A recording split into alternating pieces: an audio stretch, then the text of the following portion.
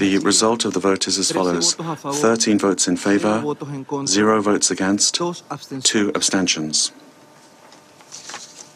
The draft resolution has been adopted as Resolution 2720. Let's go live now to the UN in New York, where that vote is currently happening. Let's tune in now. I've just been hearing from the Russian ambassador to the UN, who may have different ideas. Let's speak to our US correspondent, Mark Stone. Mark, just fill us in as to what's happening. We'll go back to that when we have the result of that vote any minute now. It should be. We'll take you back there live as soon as we get it. We'll also be treating you to the second half of that interview with comedian Stephen Fry, who's been telling me how he landed his dream job hosting the UK version of the quiz show Jeopardy. We'll be chatting WTF the week that finished with peerless peers William Hague and Helena Kennedy. After 6, it'll be the usual daily briefing, including a reaction to calls backed by more than 100 Tory MPs for wood-burning stoves to be labelled with health warnings.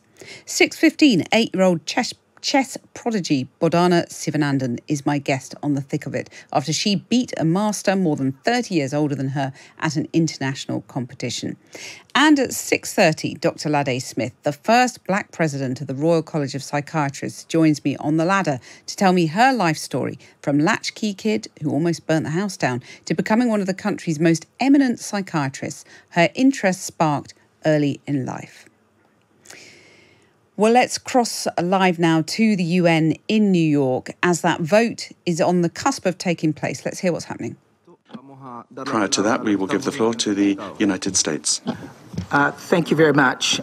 I'm not going to respond to Russia's rant, a country that has also created conditions that they are complaining about now in their unprovoked war in Ukraine. But colleagues, the United States, as you see, we did not support the amendment put forward by Russia.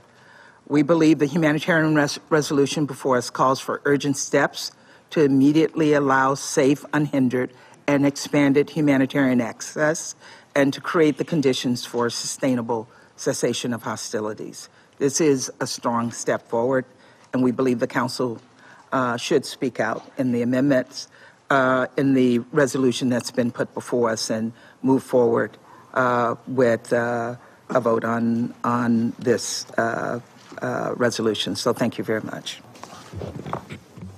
I thank the representative of the United States for her statement.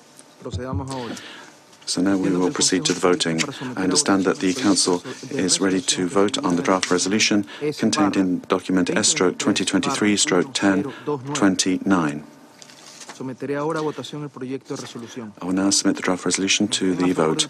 Those in favour of the draft resolution contained in document S/2023/1029, please raise their hand.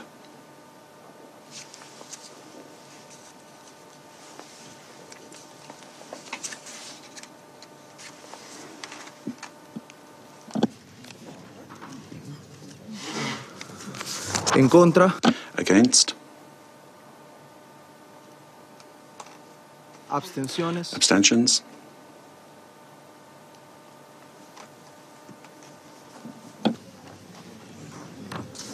El resultado de la votación. The result of the vote is as follows: 13 votes in favour, 0 votes against, 2 abstentions. The draft resolution has been adopted as Resolution 2720. I will now give the floor to the members of the Council who would like to make a statement after the vote. I now give the floor to the representative of the United States. Thank you, Mr. President, and thank you, fellow Council colleagues. This was tough, but we got there. Since the start of this conflict, the United States has worked tirelessly to alleviate this humanitarian crisis, to get life-saving assistance into Gaza and to get hostages out of Gaza, to push for the protection of innocent civilians and humanitarian workers, and to work towards a lasting peace. Today's vote bolsters bolsters those efforts and lends support to our direct diplomacy. And I want to thank the UAE and others for working with us in good faith to craft a strong humanitarian-focused resolution. It took many days and many long nights of negotiating to get this right. But today, this council provided a glimmer of hope amongst a sea of unimaginable suffering. Today, this council called for urgent steps to immediately allow safe, unhindered, and expanded humanitarian access, and to create the conditions for sustainable cessation of hostilities.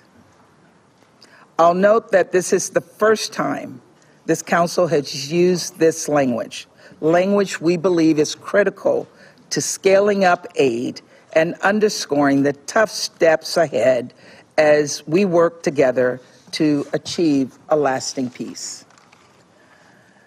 Colleagues, today this council made clear that addressing the humanitarian crisis in Gaza needs to remain at the forefront of our agenda.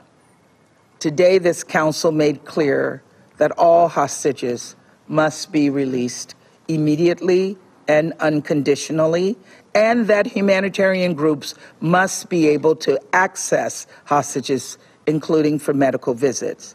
Today, this council made clear that all parties must respect international humanitarian law.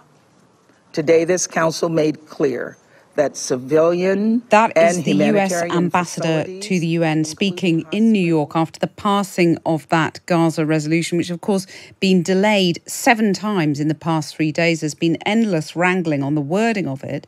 It was passed, it's a resolution on Gaza aid delivery, so it's not the original resolution which talked about a ceasefire. They couldn't agree on that, so they've agreed this resolution on aid delivery, 13 votes in favour, no votes against, and 2 abstentions. Those abstentions, Russia and the US, both abstained. So it's a moment, but also a moment of compromise and division that has been laid bare as that those negotiations were delayed days after days.